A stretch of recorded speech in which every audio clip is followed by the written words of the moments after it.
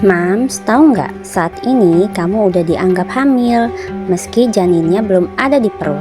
Kok bisa? Yuk kita bahas, mulai dari apa yang terjadi di minggu pertama kehamilan sampai persiapan penting lainnya. Di video kali ini kita bakal ngobrolin semua yang penting di minggu pertama kehamilan, dari gejala sampai tips-tipsnya, biar Mams siap jadi tuan rumah buat si bayi mungil.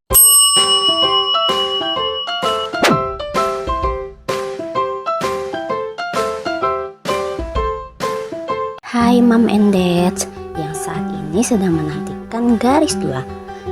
Ini menjadi episode pertama dari Sahabat Mungil dan insya Allah akan selalu menemani Moms and Dad setiap minggunya untuk dapetin info kehamilan, tips-tips seru dan sedikit canda tawa biar gak stres. Nah, kali ini kita bakal bahas tentang perkembangan janin di minggu pertama. Apa aja sih yang sebenarnya terjadi di minggu pertama kehamilan? Yuk simak. Oke Mams, bayangkan ini adalah bayi yang nantinya bakal bikin rumah ramai. Sekarang masih sebesar biji pisang. Yaps, belum sebesar pisangnya ya, baru bijinya saja. Jadi kalau ada yang nanya sama kita, bayi kamu sudah sebesar mana? Bisa kita jawab santai, masih sebiji pisang sis. Beratnya nihil, panjangnya gak ada, detak jantungnya apalagi masih zero. Jadi emang si baby biji pisang ini masih dalam tahap super awal banget. Sekarang ngomongin perkembangan janin. Setelah si sel telur dilepas, bakal ada pertandingan super penting antara jutaan sperma untuk jadi sang juara. Dan sperma yang berhasil tuh kayak dapat medali emas olimpiade atau jadi juara piala dunia sepak bola. Begitu sel telur ketemu sperma yang paling gacor, mereka bakal bergabung dan membentuk zigot. Dan tada, gender bayi langsung ditentukan. Kalau sperma membawa kromosom Y, selamat, Mams lagi hamil anak cowok. Tapi kalau kromosom X yang menang, bakal ada bidadari kecil yang akan hadir. Sekarang giliran Mams yang harus siap. Apa aja sih yang bakal terjadi? Tubuh Mams mulai ngasih tanda-tanda nih. Pertama, suhu tubuh Mams naik kayak habis lari maraton. Tapi tenang Mams, ini normal kok. Terus lendir serviks berubah jadi lebih licin dan elastis, kayak putih telur mentah, bikin Mams lebih bergairah juga loh. Ya, Dad siap-siap ya. Ini masanya Mams lagi on fire. Kram di perut dan punggung bakal ada. Rasanya nggak akan parah kok. Payudara juga mulai merasa bengkak dan nyeri. Ada yang minta perhatian lebih. Hormon. Tapi ada satu fun fact nih Mam. Sebenarnya di minggu pertama ini belum ada janin di dalam perut. Iya, beneran. Tapi karena dokter nggak bisa tahu kapan tepatnya pembuahan terjadi, mereka mulai hitungan dari hari pertama haid. Terakhir Mams. Jadi secara teknis Mams sudah dianggap hamil. Meskipun si kecil belum ada. Keren banget kan cara kerja tubuh manusia? Masya Allah ya. Makanya hitungan usia janin sebenarnya selalu 2 minggu lebih muda dari usia kehamilan Mams. Oke, mungkin Mams di minggu ini lagi happy, pembuahan tinggal nunggu hari aja loh. Walaupun begitu, penting banget buat perhatiin asupan nutrisi. Mulai dari sekarang, hindari yang namanya rokok, alkohol, atau obat-obatan terlarang ya Mam. Serius, ini bukan waktunya buat coba-coba. Dan jangan lupa, Center of Disease Control atau CDC merekomendasikan Mam mengkonsumsi vitamin B dan asam folat 400 mg per hari. Apa fungsinya sih? Biar otak si kecil nantinya berkembang sempurna. Jadi makanlah hati, bukan yang patah ya. Telur, brokoli, dan buncis. Si kecil bakal berterima kasih banget nanti. Oke Mam, selanjutnya sebelum siap buat nge-host si kecil di perut, ada beberapa pemeriksaan juga yang harus dilakukan. Nah, kira-kira apa aja ya? Pertama, pemeriksaan laboratorium. 1. Pemeriksaan darah rutin. Ini penting buat ngecek apakah mams ada resiko anemia, masalah pembukuan darah, atau infeksi. Intinya, darah mams sehat dulu. 2. Pemeriksaan golongan darah dan resus. Siapa tahu ada drama golongan darah kan? Moms and Dad sudah cocok, biar nanti nggak ada masalah di jalan. 3. Analisis kromosom. Mau tahu si kecil berisiko kelainan kromosom atau enggak? Tes ini jawabannya. Yang nggak kalah penting, kromosom ini adalah kunci rahasia siapa yang akan lahir nantinya, cowok atau cewek. Yang keempat, pemeriksaan VDRL atau Venereal Disease Research Laboratory.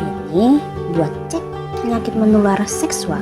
Jangan malu mams, lebih baik tahu dari awal daripada ada masalah di kemudian hari kan. 5. Pemeriksaan TORCH atau Toxoplasma, Rubella, Cytomegalovirus, dan Herpes simplex virus. Tapi sebenarnya ini buat cek resiko infeksi dari Toxoplasma, Rubella, Cytomegalovirus, dan Herpes simplex. Jangan sampai bayi pertama jadi TORCH karena nggak dicek. 6. Pemeriksaan tekanan darah. Ini buat ngecek apakah mams aman buat hamil atau ada potensi masalah hipertensi. Yuk tes dulu. 7. Gula darah. Tes gula darah penting mams, baik pas puasa maupun tidak. Kita nggak tahu ada drama gula-gulaan di kehamilan nanti. Yang terakhir, 8. Cek HIV dan hepatitis B. Yes, ini wajib kalau mam beresiko. Nggak mau kan ada komplikasi yang nggak perlu di kehamilan nanti. Setelah cek-cek kesehatan, sekarang kita masuk ke menu makanan yang harus diperhatikan. Apa saja sih yang harus masuk ke tubuh mams buat nutrisi si kecil? 1. Minum 2 liter air sehari. Ini syarat dasar mams buat tubuh mams selalu terhidrasi dan si kecil pun nanti bahagia di dalam sana. 2. Asam folat 400 mg per hari. Ini penting banget mams karena asam folat membantu mencegah cacat tabung saraf pada janin. Jadi jangan lupa makan sayuran hijau, telur, dan kacang-kacangan ya. 3. Zat besi. Biar nggak anemia. Kalau nggak mau mams jadi lemes kayak baterai lowbat, rajin-rajin makan makanan kayak zat besi ya. Kayak daging merah, hati ayam, atau sayuran hijau. 4.